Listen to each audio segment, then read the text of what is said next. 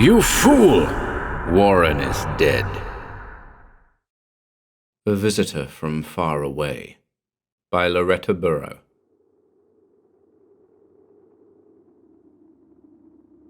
The wind was scooping great whining hollows in the air, whirling the snow against window panes and frosted roof of Laurel house, piling it deep upon projecting cornices, rolling it into soft white drifts on the unprinted path to the front door. It was very still within the house. The hinges of a loose shutter squealed, groaned, worked up to a terrific bang against the wooden walls, squealed again. It was so silent that to the woman lying quiet and nervous in the bed, the page she was turning seemed to shout hoarsely as it slipped back against its fellows, although she knew it had only whispered beneath her thumb.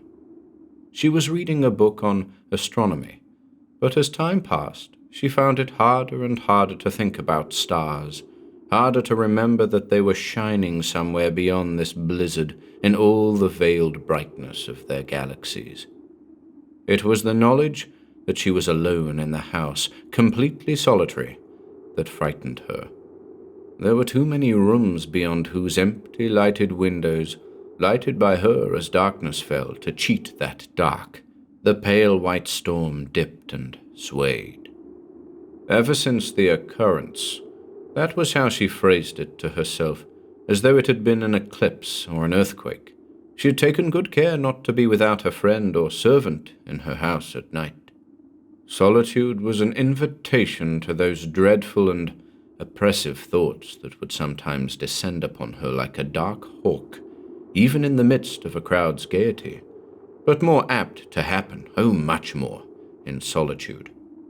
And although the source of those thoughts lay 20 years back, and Mrs. Bowen at 45 did not look in any way like Mrs. Bowen at 25, they were one and the same, and therefore subject to bad dreams and a strange horror of being left alone. Mrs. Bowen closed her book and threw it aside, lay there a moment listening to the high-pitched voice of the storm, and then turned to look at the pink enameled face of the French clock on her dresser. Since she had last looked, time had crept on, turning the soft ticking into minutes, into half an hour. The small, fragile hands pointed to 11:45. Her heart seemed to sink with depression. What was the matter with those intolerable servants? They knew the way she felt about being left alone. "Sure, Ma'am," Nora had said, the rosy Irish brogue thick in her voice. "We'll be back quick as ever, if 'tweren't Mother was so sick." And she had taken her sister in tow behind her, repeating, "We'll be back by 10:30, sure." An hour and 15 minutes late, and not one word from them. The doctor said this fright of hers, this horror of being alone, was all nonsense. Well, perhaps so, but it was not toward the doctor that Roger's reptilian head had turned that day in the dark shining courtroom, with the rain falling in thunderous torrents outside the windows. It was not to the doctor that Roger had said, in the moment of silence after the judge's voice sentencing him to life imprisonment for killing his wife's lover had ended, "I'll get even with you. I'll never stop thinking of how to do it. I'll never forget you, or forgive you." No, it had been to her, his wife, that Roger had pointed his long hand that always made her think of a spider and spoken his ugly words. Her dark brows contracting, Mrs. Bowen, forgetting now that it was all over long ago, put her hands to her throat with a curious look of terror.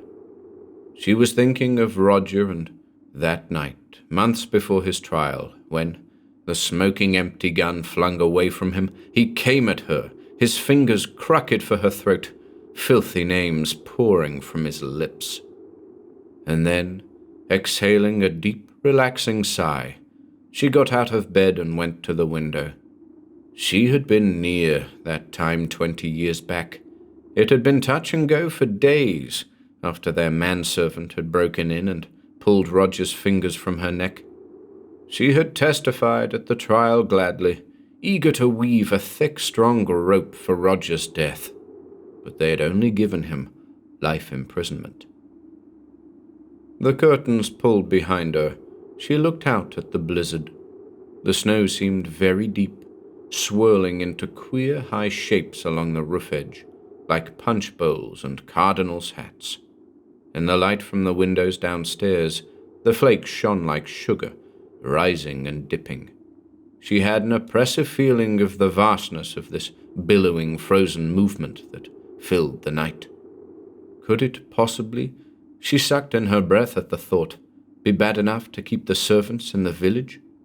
And even as she wondered, one hand pressed against the cold pane, the telephone rang in the room behind her.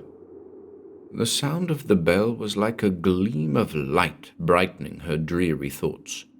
It suddenly made her again the middle-aged Mrs. Bowen whom everybody imagined a respectable widow, retired, occasionally taking a quiet part in the life of the nearby town, of whom nobody would have believed a connection with murder. Her steps quick across the thick rug, she hastened to answer. "Ma'am?" That was Nora, her rich Irish voice coming faintly across the crackling wires. The connection was poor. "I'm terribly sorry, ma'am, but we can't get out tonight. The snow's that deep. I tried the garage and Haley's taxi stand, everywhere. Nobody'd take us. They said 'twas suicide." Mrs. Bowen was silent for a dark moment before she burst out. "But you girls can't leave me alone here all night. It'd be different if George was home." George was her chauffeur, away on a 2 weeks vacation. It would be days before George even bought the return ticket that would bring him ultimately to Laurel House again. Behind her back, she felt the empty place listening as though it were sardonically amused, the wind drawing away and returning to batter at the walls with a vigorous shout of renewal, the shudder at its unending cycle of squeal and bang. From the corner of her eye, she could see the white face of the snow peering in at her. "You've got to come," she said, her voice rising. "You've got to come. Walk if it's necessary." "Ma'am!" Nora's voice was exasperated beneath its coating of civility. "We couldn't get 2 feet, ma'am. If you'll just look out the window, the drifts is terrible. There ain't a car on the roads. Sure, God himself couldn't walk it. Maybe tomorrow morning. We'll try hard then." "Oh, Nora," she said, despising herself for pleading, yet unable to stop. She had never been alone all night since it had happened 20 years ago. Deep in her was this fixation, black with pain, not to be alone with the darkness and the unforgotten past. "Nora," she stumbled on, "I'll double your wages if you start now and get out here." "Ma'am, we couldn't. We couldn't for $1 million. The voice at the other end sounded protesting and cold. "Nobody can get out of town tonight, ma'am. Why don't you just turn on the radio nice and loud, fix up a little snack to eat, and then go to bed?" "Oh," said Mrs. Bowen, dropping the receiver back on the hook with a choked groan. It seemed to her that in the few moments she had been talking, the storm had grown worse.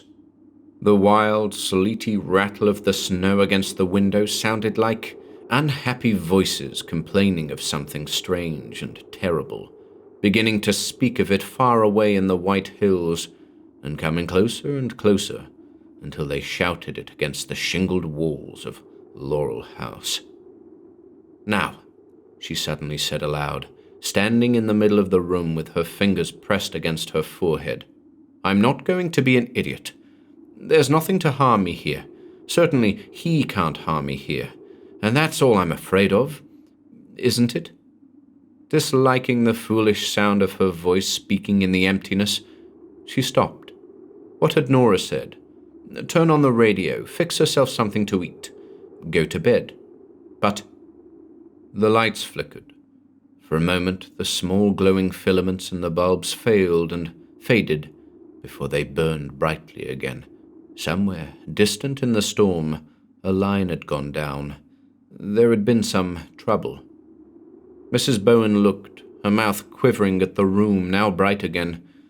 That wouldn't do, would it? It wouldn't be very nice if all the lights should go out. That would leave her alone in the dark. But there was, she was sure, a candle wrapped in the lower drawer of her dresser. She had it out in a moment, a bright yellow candle, set it in a holder on her dresser, and lighted it. Now, if the current went off, she saw that her hands trembled. "I'm a fool," she thought, looking at herself in the mirror. It showed a middle-aged woman with a fair, quiet face. It was all because Roger was not, somehow, an ordinary man.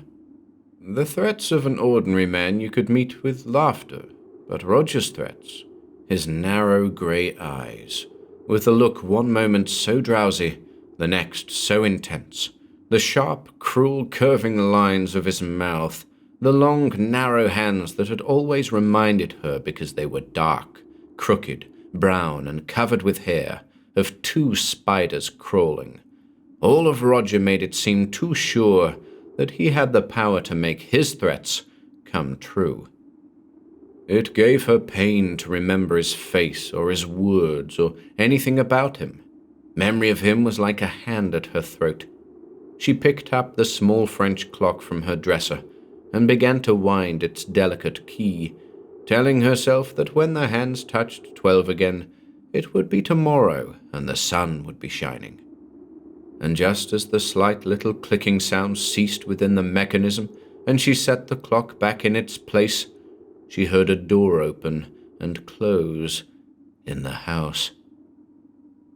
For a moment she stood there, an imperceptible flash of time, while her heart did not beat or air move in her lungs, and then she said suddenly, very loud, "Who's that? Is that you, Nora? Katie?" But of course it could not be Nora or Katie, because she had been speaking to Nora only a few minutes ago, and she had said they could not come out. Besides, they could not have reached here from the village in so short a time. Even on a fair night in an automobile they could not have made it. Nevertheless, her fingernails dug sharply into her palms, and her head turned slowly, listening. She was no longer alone in the house. It had not been the wind that had opened and shut that door, although she was hungry to believe it. She knew it had not been the wind. The house was too sound, too solid. No, there was someone else within these walls, and she must be sure at once whether it was friend or enemy. Her mouth was a little open. She could hear her breath coming between her lips with a small whistling sound. She could not help thinking that in the intervals when the wind outside sprang up, blasting snow against the ringing windows, someone, anyone, could be coming slowly nearer and nearer to her, while she could not hear him. Spasms of cold seemed to sweep over her body as she moved to the dresser, jerked open the top drawer, and took up the small revolver she always kept there. With it in her hand, she went to the bedroom door and paused with her fingers on the knob. Suddenly, a feeling of relief came hot and strong into her heart. Of course, that was it. In the letter she had received from her chauffeur this morning, he had said he would be back Thursday, and this was only Monday, but he must have changed his plans. This was good, sensible George who had come in downstairs, probably half numb with the bitter cold. She would give him the key to the cellarette in the library and tell him to take some whiskey to prevent his getting a chill. She twisted the doorknob. Puzzled, she stared at the complete darkness beyond the door. Why had he turned out all the lights that she had left so brightly burning downstairs? The sound of sleety snow rattling on the long windows of the hall landing came up to her out of the blackness. An apprehension, formless and vague, seized her heart. "Is that you, George?" she called. "Did you just come in a moment ago? Answer me, please." She waited, breathing quickly, listening to the noise of the storm and the silence of the dark lower house that seemed to be listening too, and then slammed the door shut and locked it quickly. She just realized that if there were no cars on the road, no foot travelers because of the blizzard, neither could there have been a George. A few words turned slowly in her mind as she looked at the blank panels, but it was not the wind. There is someone here. Yes, there is someone here. And there was nowhere to look for help. Outside the house was nothing but the whirling wastes of drifted snow and the wind that came rushing from the hills. Her eyes, turning here, there, and back again, touched the telephone. The police, they would surely try to come to one in need.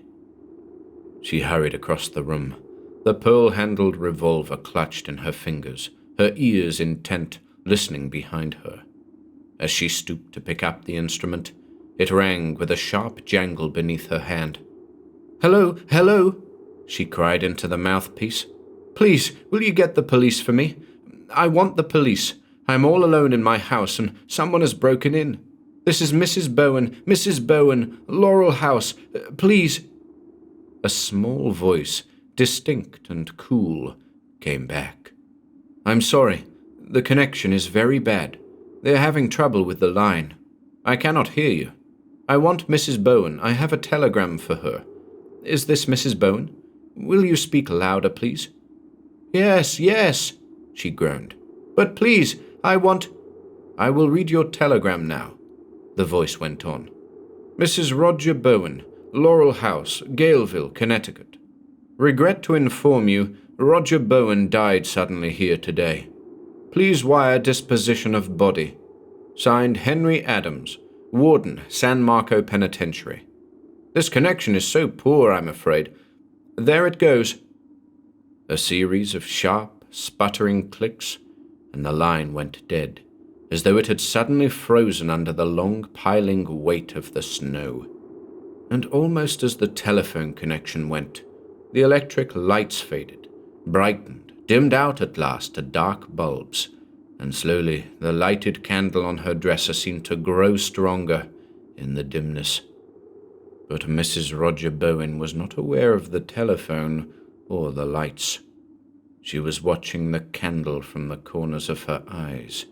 It seemed to her that two thin, crooked brown hands were slowly descending out of the darkness toward the flaring flame.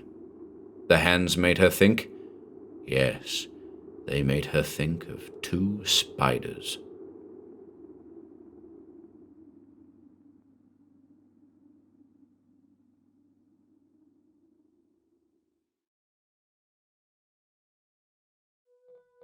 If you enjoyed listening today, be sure to subscribe to the channel by hitting the red subscribe button below.